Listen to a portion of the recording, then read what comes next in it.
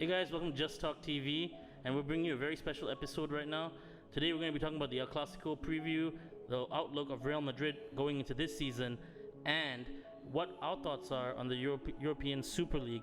But first off, I want to introduce a very special guest here today. He's a friend of mine, also a member of the Los Blancos community, as well as a La Liga fan. Please welcome Mr. Hanif Kamaruddin. Hi guys. First off, I need to correct Nikhil there. Official member of the Los Blancos community. I have a card for that, by the way. You have a card for that? Yeah, man. Oh god, yeah. And it's the perfect time to get you on this show as well, right? Like, I wouldn't say so, but yeah, I will. We'll get through this episode, and hopefully I don't destroy the Real Madrid integrity. Yeah. Throughout So this. I think we should get straight into it and let's talk today, because in a couple of like at 10 o'clock tonight is going to be the El Clasico, Barcelona against Real Madrid, and this has always been touted as the biggest game in the world football, but recently that's come into a bit of a debate. Both teams are going into this at about 96 wins apiece over the history of the El Clasico, 52 draws. And what's so impressive is that right now the La Liga is as open as it's ever been, and both these teams still somehow come up in the conversation of favorites. Nif, as a La Liga fan, who do you think has the edge here? I mean, my heart always will go with the badge, but again, recent form has dictated that it goes with Barca, especially with their recent thrashing inside in the European Champions League. But again, nevertheless, that you have always seen in the past that Real Madrid has been able to come up, from a bad start and surprise people in the Clasico itself. So let's hope that this is one of them. Tactics will be the most important part of the whole game, and who does Real Madrid feel? It probably weighs a bigger factor than who Barca will feel for me. I see. That's really interesting that you say that, because there's some let's say for example, you guys are coming off Champions League berth where we didn't see Sergio Ramos or Karim Benzema start for Real Madrid, and both, I would say, pretty key players for how Madrid play, no? Yeah, let's not talk about that, but I guess we have to talk about the Champions League debacle. Again, clearly that Zidane underestimated Shakhtar Donetsk, and it's plain and simple. Luka Jovic is not good enough. He's not. He's barely good enough in the German league. He's definitely not good enough to play in the top tier. He's not even good enough to play for Candice, let's be honest. So he's a problem that should be fixed. I think we should talk about that more in general in a bit, but I do want to ask you, actually, in terms of Real Madrid against Barcelona, is this still probably the most the most famous game in the world? Okay, look, for the past 10 years I've known you, Nick. Let's be honest that my thought is that this La Liga is heads above shoulders against any league in the world, plain and simple, because they always have the best players in the world. Iniesta, Ramos, Chris, and Messi, and etc. Now it's been replaced by younger upcoming talent. If I want to watch younger upcoming talent, I would rather be watching Bournemouth or Cadiz or something like that. So again, it's not. I mean, again, I do appreciate the fact that this could be the superstars of the future. I mean, you can definitely see a budding superstar in Ansu Fati, and the American right back from Barca. So Sergio Dest. Yeah. So again, never forget that probably the future of Brazilian football lies in the hands of Vinicius Jr. and Rodrigo. So that's interesting that you should say that. I think the lack of the star player has definitely been a really interesting note of point, especially this coming season, because Bale has left Real Madrid. We'll talk about that in the other segment. But yeah, as you can see, I clench my fists knowing that how Real Madrid have I was about to use the F word right there, but yeah. But I mean, even then, you still got guys like Lionel Messi, and Varane, and Benzema, and Modric, who I know that you rate very highly. I mean, he's the best midfielder in this whole generation, so obviously it's no brainer there. And if you talk about the youngsters, I would say that the youngsters are a sort of mechanism in terms of showing how football in generally is trending in that direction now at this point in time, because the La Liga right now will host a lot of players: Valverde, Ansu Fati, potentially Pedri, potentially a whole host of young talent. Yeah. And I'm surprised you don't see that as like a rallying factor. I do see it. I mean, it's going to be an interesting game because of the new young bloods that's coming through. But again, I would always prefer to see. I mean, to be honest, I mean, it was a shame to see Cristiano Ronaldo having COVID, because that would have probably led to the biggest game throughout the season, which is Barca against Juve. Against you're seeing those two reunite, fighting, locking horns again. But again, it's going to be an interesting game. Again, both teams are very unstable. It's as open as it has ever been, so it's going to be a good game. But it's going to be lacking the big names that we as fans have been used to listening, hearing, and watching and cheering for the past decade or so.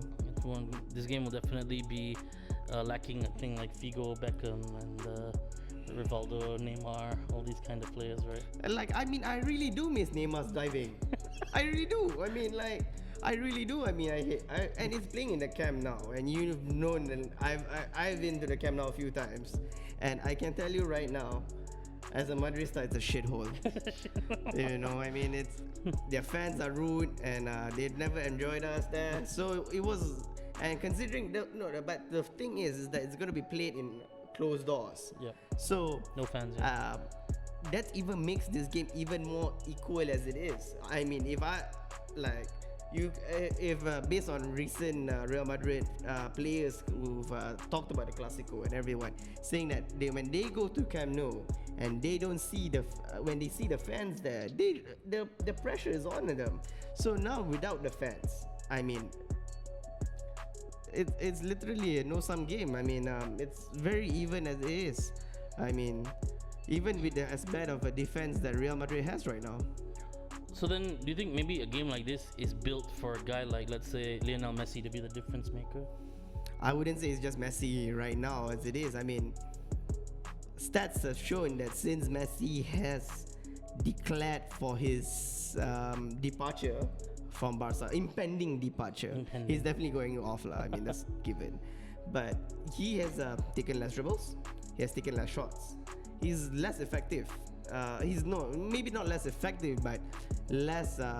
He doesn't assert himself as much as he is in the previous season. Maybe it's just because of how Koeman likes to play it. Again, it's hard to tell whether it's a Messi factor or a Koeman factor. It's interesting you should say that, because Messi, right? Statistically, I'm saying over history, he's always had his best games usually during the El Clasicos.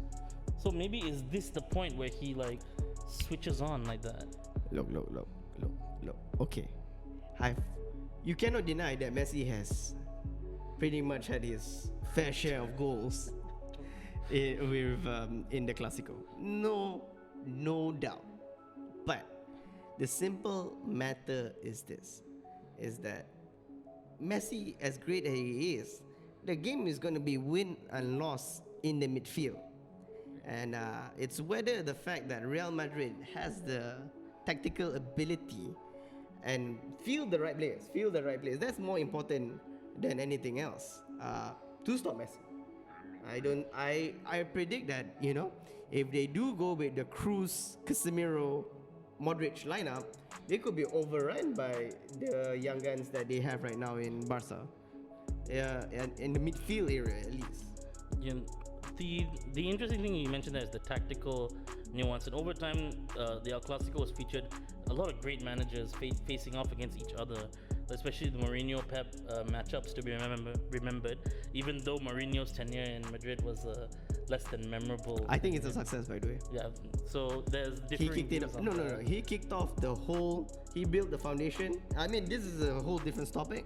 But Mourinho was a success for me in Madrid colours. So right now you got two guys, and two guys who are former players, like two extremely legendary, almost legendary level players for both these clubs. Zinedine Zidane. One is better than the other, by the way. Yeah, I mean, and then Ronald Koeman, who is technically the Dutch guy, who was one of the best players Barcelona's ever had, arguably. And then Koeman's coming into the job for the first time this year, and he's taken over Barcelona. And straight away, his first thing that he does is sell Suarez. Zidane comes in for the first time and gets Bale out of there. Basically, completely, now their front three basically is more like Vinicius, Rodrigo, and Benzema. I don't think so. That's I mean, the front three for Real Madrid is fluid. Okay, Right. it's fluid. It's sometimes you see Asensio there, sometimes you see Vasquez in there too. I rather think that Asensio is a better starter than Vinicius at the moment, but that's again depending on the skill, depending on the match, it differs. Right. But again, whether who will have the upper hand in terms of attacking wise and Right. tactical wise between the two managers at least. It's proving to be Barca is having an edge right now. At the moment, it looks like Real Madrid is having problems scoring the goals. Yeah. And Benzema's not getting younger anyways, so that's a problem. I think the reliance on Benzema and then the reliance on Ramos to provide that leadership role at the back as well, I think is very key for Madrid, and Zidane depends on it a lot. It's been showing recently that these are the two pillars of his team. But Zidane's very good when it comes to utilizing the whole squad. Yeah. So he's always had a sort of like a pseudo A team, B team kind of style, and he's always worked well in the favor. And it's won Madrid Champions Leagues. It's won leagues. With a S. Champions Leagues and teams as well.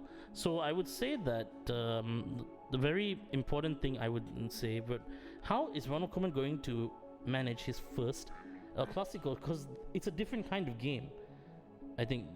Would you agree with that? Yeah, I mean, he can certainly feeling the pressure, but again, a manager of his caliber, he's probably went through a few times of this, and no fans, no added pressure. They're right in the upper hand. They're ahead of Real Madrid in the league, so they should be okay.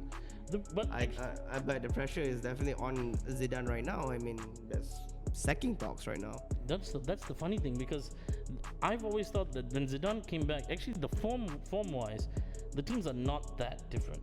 Like both teams have suffered losses, both teams have won games, and Madrid have maybe not convincingly won games, but they've definitely shown that they can grind out results. See, grinding out results for a team like Real Madrid at this stage should not be the case. They should be beating teams, pummeling them. I mean, again, maybe it's just like down to lack of competition within the team, lack of motivation as well. That could be an issue too.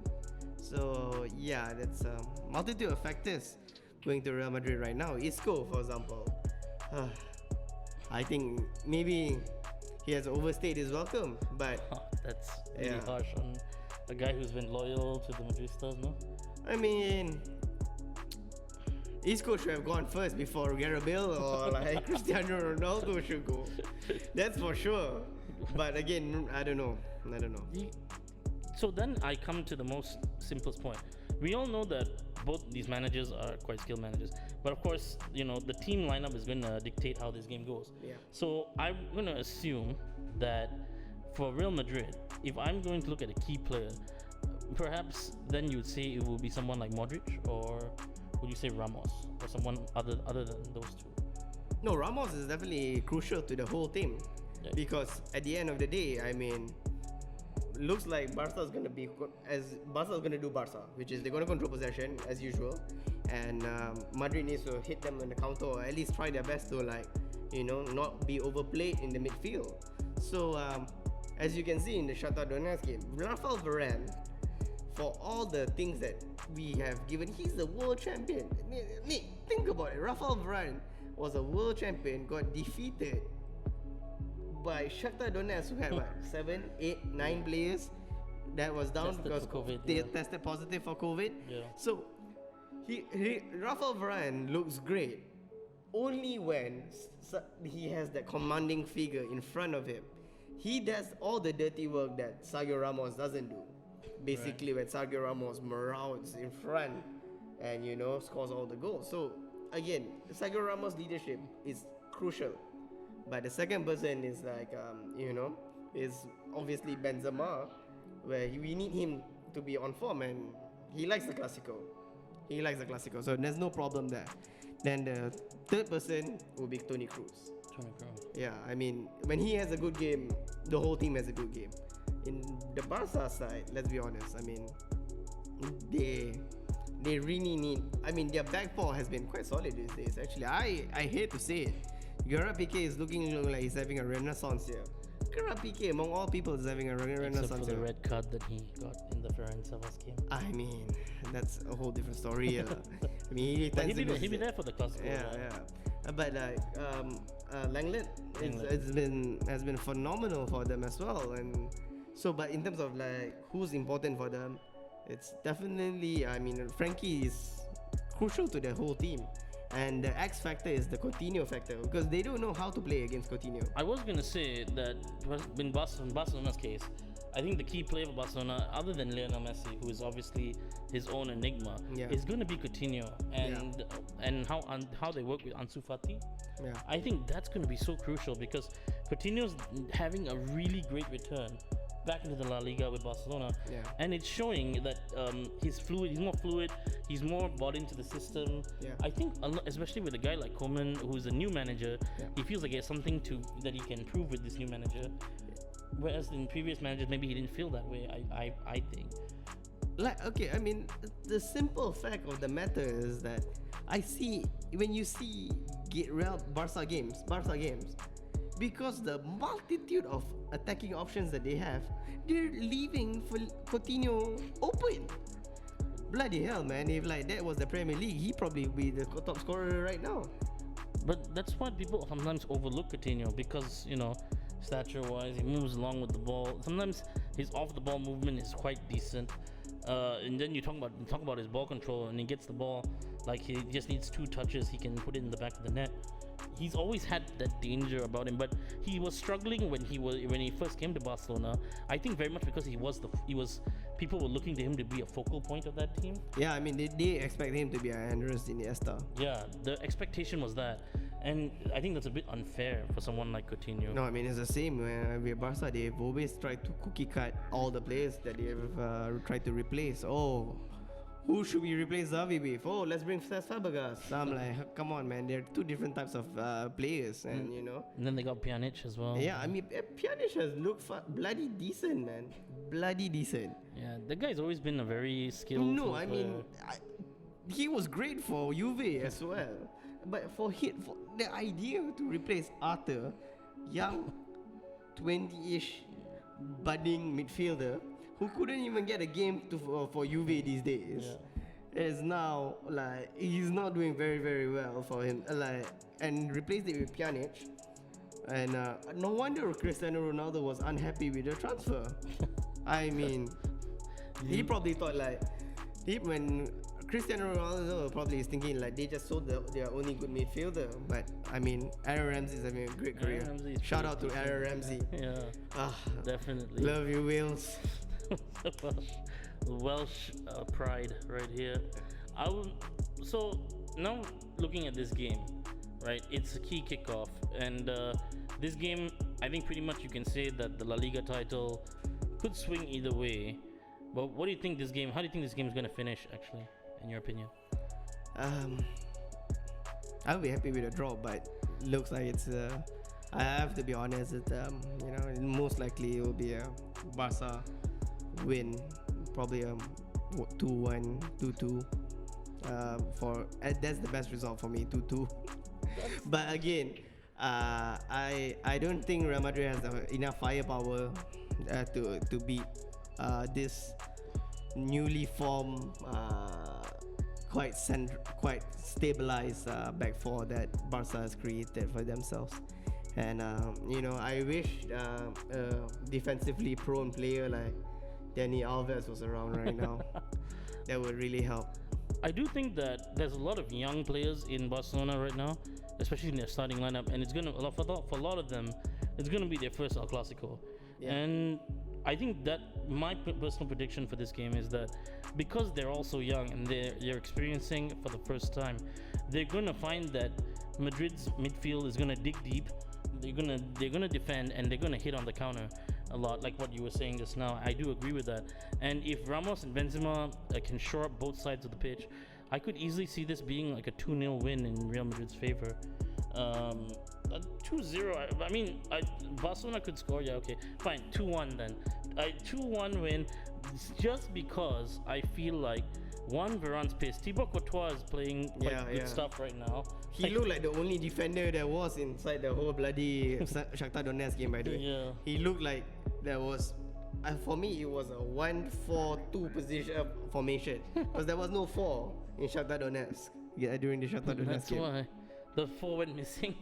It was the keeper against everyone. Yeah. That's what I'm saying. If Ramos comes back, they shore up the defense. I think they stand a better chance in that sense. Plus, it's Ronald Koeman's first game, you know, and there seems to be a vision there.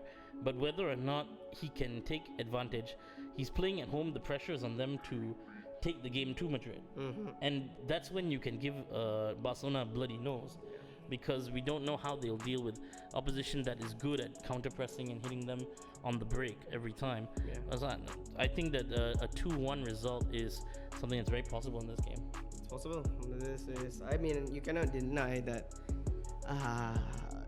Benzema can have one of his most effective games that he has had in his career. This is prime time for him. This is prime time Benzema right now. Yeah. So thank you guys. We're going to move on to the next segment now. Please remember to comment, like, and subscribe on this video, and we will see you on the flip side. Smash that like button. Yes, please. Thank you.